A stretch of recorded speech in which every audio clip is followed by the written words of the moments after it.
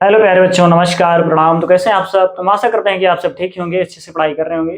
प्यारे बच्चों, आज हम आप सभी को बताएंगे आधा, पाव, पौने, सवा, डेढ़ व ढाई के बारे में। तो चलिए बिना देर के हुए शुरू करते हैं। तो देखिएगा ध्यान से। तो देखिए आधा, आधा को किस प्रकार से लिखते हैं देखिएगा ध्यान से। तो आधा को लिखते हैं इस तरह से, 1/2, मतलब 2 में 1 भाग। ठीक है, इसे चित्र के हिसाब से भी समझ लो। देखिए जैसे हमने ये देखो एक चित्र इस तरह से बना लिया गोला। ठीक है, तो अब गोले को बीच से काट दो, मतलब इसका 2 भाग कर दो। एक और एक, ये मतलब 2 भाग कर दीजिए। ठीक है, जब 2 भाग करो तो आधा भाग दर्शाने के लिए देखिए आधे भाग को क्या कर दो, इसमें छायांकित, मतलब 2 बराबर भाग हो गए ना, तो आधा भाग क्या कर दो, छायांकित कर दो। तो जो छायांकित वाला भाग है यही दर्शा रहा है कि आधा भाग, मतलब इसमें का, इस गोले में देखिए 2 भाग है, 1 और 2। 2 में से देखिए आधा भाग क्या है, छायांकित है। तो आधा को क्या लिख सकते हैं, 1/2। ठीक है, तो अब जान लेते हैं पाव क्या होता है। तो देखिएगा ध्यान से, पाव मतलब 1/4। ठीक है, मतलब 4 भाग में 1 भाग को पाव कहा जाता है। तो देखिए इसे चित्र के हिसाब से भी समझ लो। जैसे ये एक गोला हमने बनाया और इसके 4 भाग कर दो। 4 भाग कर दीजिए। अब 4 में देखो 1, 2, 3, 4, 4 भाग हो गए। 4 भाग में 1 भाग छायांकित कर दीजिए इस तरह से। ठीक है, कोई भी भाग छायांकित कर सकते हो, कोई ज़रूरी नहीं कि यही वाला, कोई भी कर सकते हो, 1 भाग छायांकित करना है। तो इसका मतलब हो गया पाव। ठीक है, अब जान लेते हैं पौने क्या होता है। तो देखिए पौने का मतलब होता है 3/4, मतलब 4 भाग में 3 भाग। ठीक है, तो देखिए एक गोला बना दे रहे हैं और इसमें 4 भाग कर लो इस तरह से। अब 4 भाग में 3 भाग है ना, तो 4 भाग बन गया, 1, 2, 3, 4। तो 4 में 3 भाग छायांकित कर दीजिए इस तरह से। ठीक है, ऐसे 1, 2 और ये वाला है, ये तीसरा देखो 3 भाग हमने छायांकित कर दिया गोले का। तो इसका मतलब हो गया 4 भाग था, 4 में 3 भाग छायांकित, मतलब हो गया पौने। ठीक है, अब जान लेते हैं सवा क्या होता है। तो देखिए सवा का मतलब होता है 1 भाग, तो हाँ देखिए जो सवा होता है, सवा का मतलब होता है 1 भाग तो पूरा और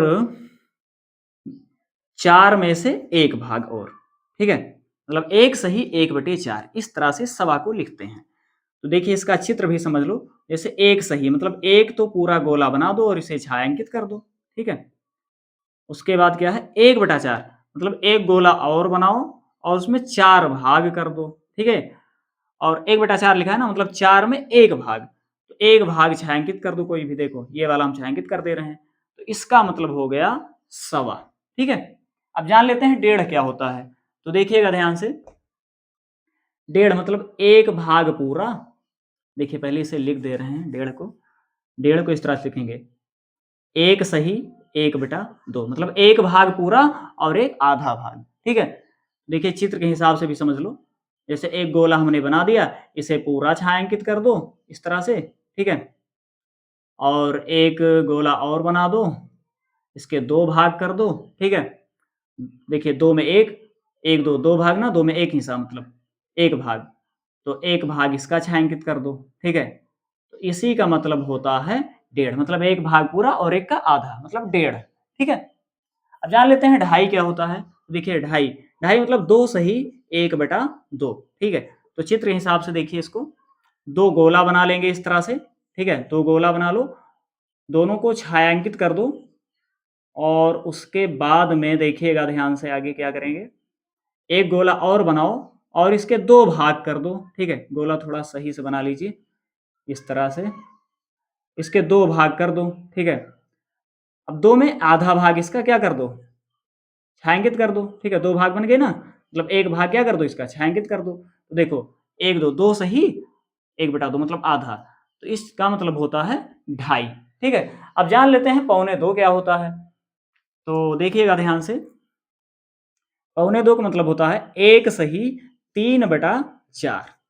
तो चित्र के हिसाब से समझ लो, जैसे एक गोला बना दो और इसे पूरा छायांकित कर दो और एक गोला और बनाइए, इसके 4 भाग कर दो। 4 में देखिए 3 सही, हाँ 3/4 है ना, 1 सही 3/4, तो एक तो हमने पूरा छायांकित कर दिया। अब 3/4 मतलब 4 में 3 भाग छायांकित करना है। चलिए 4 में 3 भाग छायांकित कर दो। 1, 2, 3, 4 4 भाग है ना, 4 में 3 छायांकित कर दो। एक छायांकित हो गया, उसके बाद ये दूसरा छायांकित कर दो, उसके बाद ये तीसरा भी छायांकित कर दो। ठीक है? इसका मतलब होता है 2.25। तो प्यारे बच्चों, उम्मीद करते हैं कि आपके समझ में आधा, पौने, सवा, डेढ़, ढाई ये सब अच्छे से आ गया होगा।